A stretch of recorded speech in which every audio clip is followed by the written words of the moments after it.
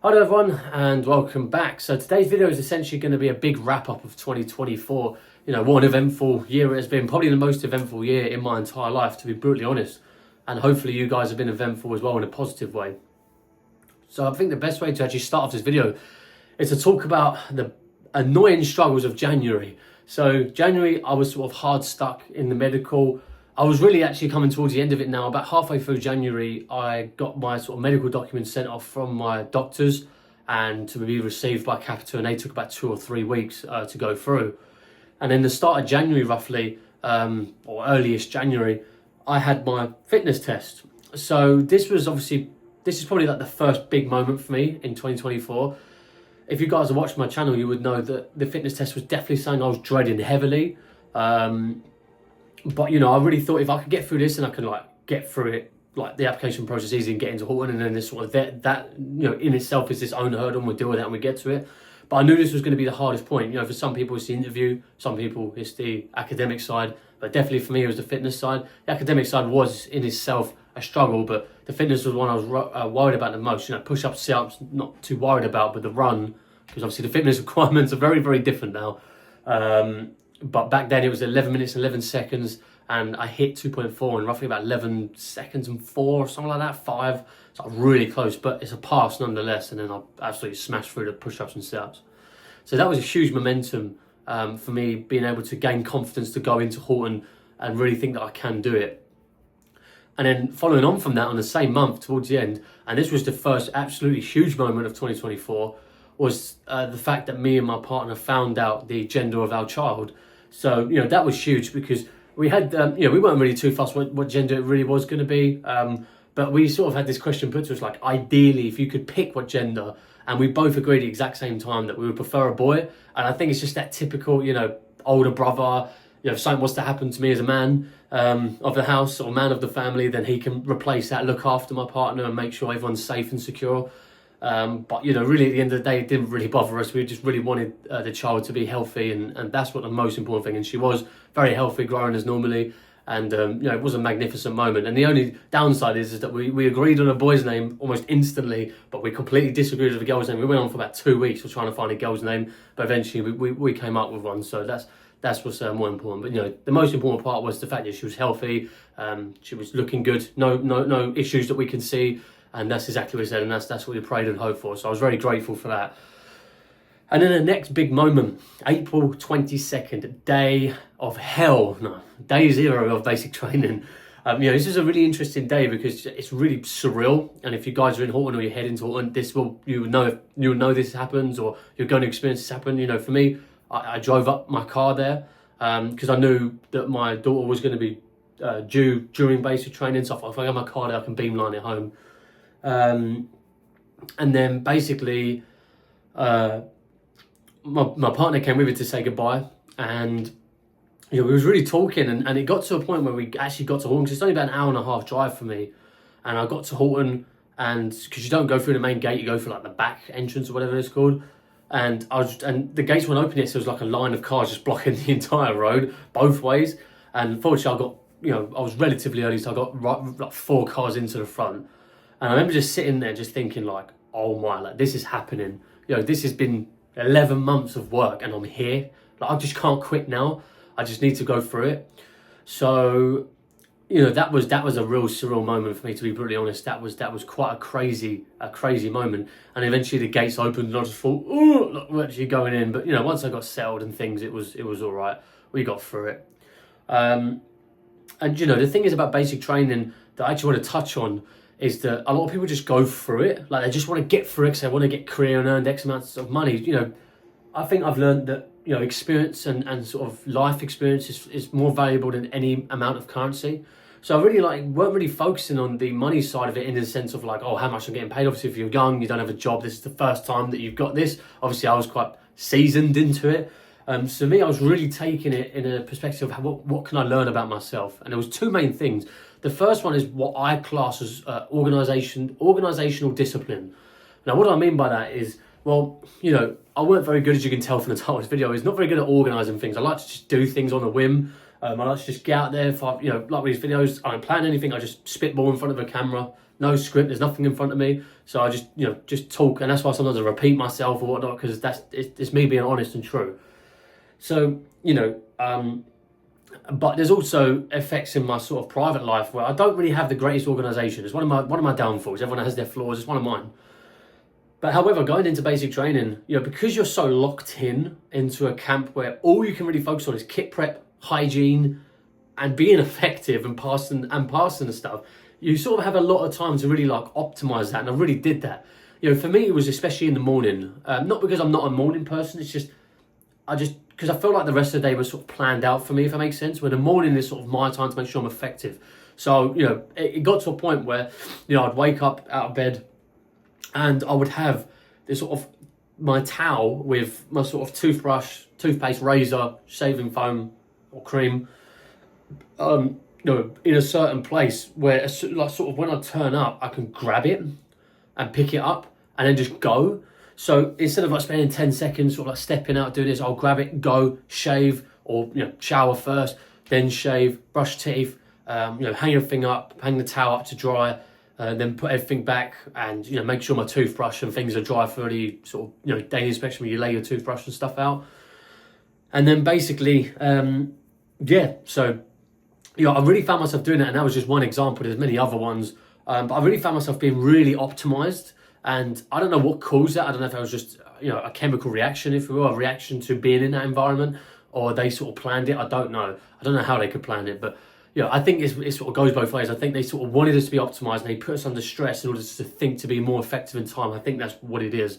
And then the second point is,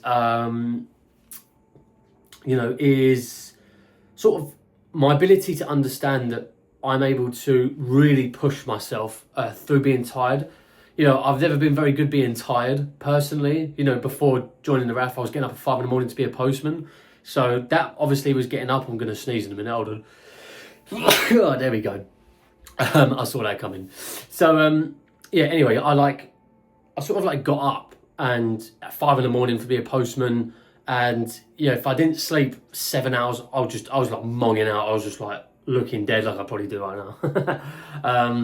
But that was a sort of a slight conditioning, but I was never able to be effective. But in basic training, I was getting like 4 hours of sleep, maybe like 5, maybe 6 if I was lucky, and I was just like zoned in. I was optimized. I was zoned in. I could focus. I almost had like 20 hours of sleep, and it's not healthy not sleeping. But again, I was able to learn myself about how I can be tired and still be effective.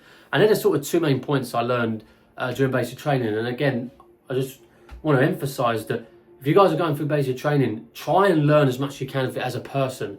Money comes and goes, but those life lessons you can learn.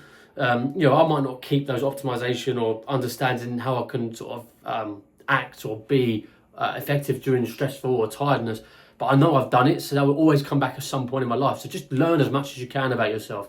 Finance is good, money's good, but that is the key one. That's the one that you can take into your adult life if you're younger, or if you are older, you can take into jobs. Or even if you are younger, you can take into jobs when you're older. And that's or future careers or business. Whatever your aspirations are, can really be beneficial. So anyway, that's basically what I learned during Horton. So the next big moment, and this was actually probably the biggest life-changing point, 21st of June 2024, was the day that my daughter was born. Now this was a very interesting day because it was a Friday.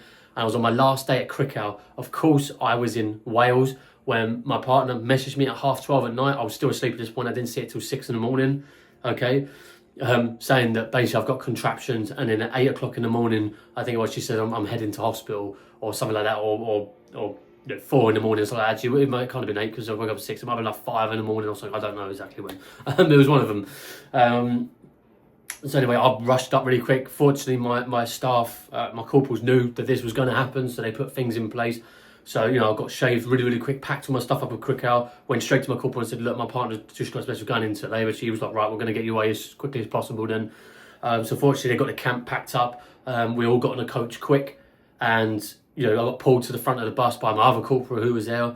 And he says, I'm just going to debrief you because you have to be debriefed at the end of the day. He goes, I'm going to debrief you now. As soon as you get back to Horton, don't wait around to get your stuff straight in the block, or just go, like whatever you need to. If you need to get clothes and whatnot, get your stuff and just leave. Don't worry about signing out, just go. Because obviously this is a very, time is not on our side at the minute. So it was about an hour or 2 hour a coach journey or so, or maybe 3 hours, I'm not too sure. So obviously, again, I had to be in Wales. And then roughly from the base, about an hour and a half to the hospital, just right near my house where I live, or used to live. So anyway, got back to Horton, and I had obviously an inspection on Monday as well. So I literally I ran upstairs. I had to get clothes anyway because I didn't really have any. I did have some in Quick Hour, but not a lot. And well, I say not a lot. I needed more because they're all dirty. So I quickly piled some, just some blue shirts, stuff I needed for Monday because I could do them obviously during Saturday or Sunday. And I just freaking beamlined it. Of course, it took me almost 3 hours to get back because of crashes on the M25 and all that other great stuff that you do. So, I had to go for that. But fortunately, I made it back in time, and the look on my partner's face, because I didn't actually tell her I was coming home, I sort of like played it out that I was still stuck on base just to sort of give her a bit of a surprise with some Krispy Kreme donuts, which as you can imagine on gas snare, she's not eating. It took a while for her to realise, and she was like bursting into tears the fact I was there. So it was a really, really heartfelt moment. And, childbirth is something that it's just incredible. Really interesting because at that moment, surreal, it can't even be a word used, even though it was surreal. It was like life became meaning. It was so odd. And that's why I encourage everyone to have children, have loads of kids. It's just being there in that moment. It was insane. It was just crazy. I can't really put it into words. It was such a amazing, majestic moment. And I encourage anyone, if you're thinking about having a child, just have them, man. Like, don't be worried about finances stuff. You can figure that stuff out. Obviously, if you're living in a bin, maybe be a bit more concerned, but there's no right time to do it. And I encourage any of you guys to have children. There's never ever a right time, and time is limited to children. Unfortunately for women, the older you get, the more likely you are to get menopause, and then you don't have any choice. Guys are a bit more fortunate. But still, you don't want to leave it to like really late to have children. I was 25, my partner was 23. So, I feel like it was a really healthy age for us to have it, and very good age. And, it's just incredible. It gives you every reason to get up in the morning, and, please just have them. But anyway, the childbirth one though is really interesting. This is probably going to put people off now. So the funny thing about childbirth was that I was obviously sitting next to him, and as a guy, you feel useless. Okay, you feel useless. You just can't do anything. As guys, when there's issues, you want to fix it. That's just our very caveman mindset. There you go, monkey mindset of just problem fix. So I was, but I knew I couldn't do anything. So I sat next to my partner and I was holding her hand, and wow, they really grip. Their strength increased by like 400. And it was just like almost breaking my hand, and nails were digging into my wrist, and I just thought flipping out. But the worst part is the screams. Like, my partner's screaming was just unrelenting. It made me feel sick. The nurse was like, I said, I feel a little bit nauseous. She was like, oh, is it the blood? I went, no, it's her screaming. It was so loud. And because I was right next to it, it made me feel ill. It was really weird. And you'll never, ever hear someone scream like that in my entire life. And again, for all the girls out there, maybe watch this going, I don't want to do childbirth. It is obviously a struggle, but it's definitely worth it. I promise you. And that's word from my partner, not just me. So anyway, that was a really majestic moment. And, I was able to have that weekend off, the following weekend, and, I say following the weekend, that weekend, then the week after that one's so I had that weekend off, the other weekend off, and then after that weekend was graduation on the Wednesday. So I had a really good last 3 weeks, or 2.5 weeks, which I'm really thankful for my staff, because they're really accommodating and they really helped out any way they can. So I really do appreciate that. So then the next big moment, July the 3rd, graduation day. This is a really interesting day because the day before I was really, I was quite nervous. And it wasn't nervous the fact that I'm going to be, in ones, going to be in front of family and stuff. It was just nervous the fact that it's actually come to an end. Like, all these 10 weeks has finally been done. And it's not just 10 weeks, it's the 11 months as well. It's all just come to, it's done. So that was a real huge moment. But actually, when I got on the day, when I was putting my ones on, some of the lads was all like sort of just like hugging and just sort of like taking pictures, stuff, saying like, we did it, sort of thing. And it was just sort of like a really, really special moment that I'll cherish and remember. And we all took photos and stuff, and it was good. And I remember putting my SD hat on, putting my ones on. I was just like looking in the mirror like, yes, your shoes are absolutely glass. They're going to be destroyed by the end of this graduation, but sod it, it's worth it. And then obviously the graduation happened and the band was playing. It was really, really good.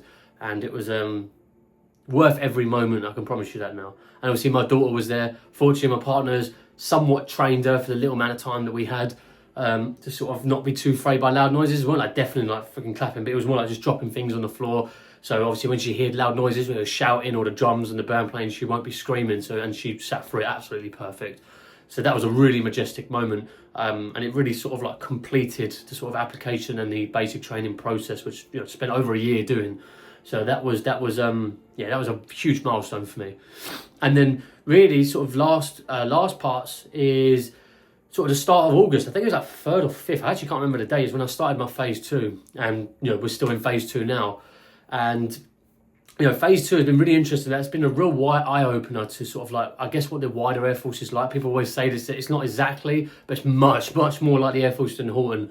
They're way much more respectful. I talk to sergeants and corporals, like when we're in the sort of classrooms, like you don't really use rank. You just sort of, because they're trying to teach you and stuff, sometimes you use first names. I still use rank though. It's just, I'm just so conditioned to using it. But they say sort of in the classroom, just say names. Like they're not really going to be too fast. They want us to learn and things. More than focus on rank, but obviously outside the classroom, formal hat back on, it goes back to using ranks and stuff. So that's really nice. And then obviously you got like Greg's on base. You've got you can leave every evening if you want to go shopping. You can cook in a block if you wanted to. You've got like you go out at the weekends, you go home at the weekends. It's way more relaxed. It's like a normal job. It's like being at college and being paid for it. It's just crazy. So and then that's basically that. And then the next big moment was 21st of September, where I actually got here, where I am now, in my own living accommodation, my SFA, my service, I believe it's service family accommodation. I might get that wrong, actually. I think it's that.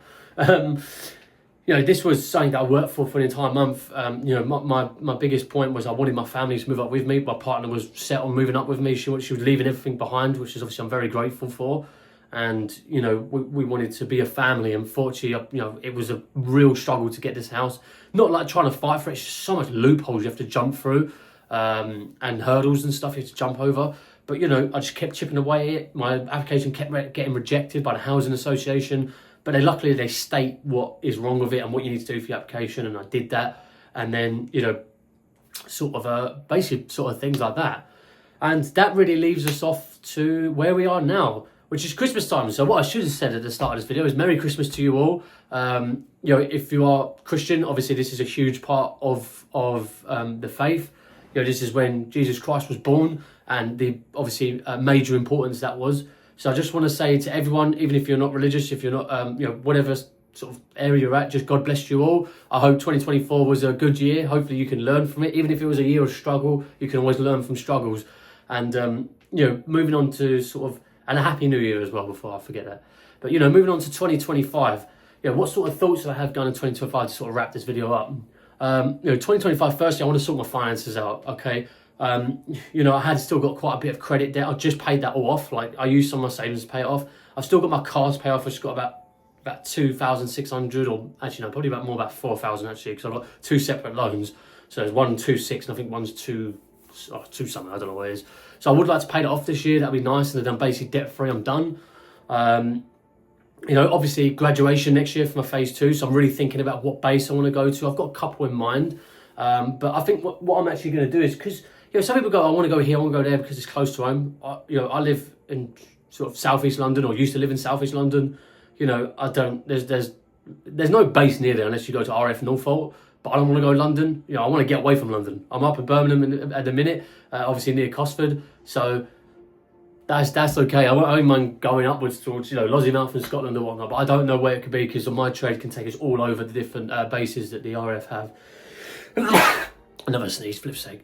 So I've been thinking about that. But what I'm probably going to do is actually let my partner actually choose where to go once we get the options, or choose the 3 options that I can choose from, because I just don't know where to go yet. I just want to learn some things. I want to get into the trade. I want to get into some technical side of it and just see what happens, really. So that's my sort of plan. And then the sort of third, and I guess you could say fourth one as well. My third one being that I would like to do my motorbike license. Okay, so I'm hugely into motorcycles. I like cars, but I'm much more into motorbikes, and I've been dreaming for a while to do my motorbike license, not to get a bike, but just to do the license. I think pretty sure I'm going to do that sometime next year. And then also, I've sort of fallen off the sort of bandwagon when it comes to like strength training and fitness. I would like to actually start doing calisthenics, because I've never actually done it. I've always done weight training. So I think I might actually start getting into that and just see how that goes. But I might do a video on that. I don't know. That's just sort of thoughts are going into 2025. Anyway, guys, that's going to be the end of the video. I hope you have found it interesting. And I hope 2024 has been a good year for you guys. You know, even if it's been a struggle, maybe not the best of years, you can always learn from it. Taking 2025, there's always light at the end of the tunnel. Just believe in it. However, if you've had a good year in 2024, hopefully that carries on into 2025.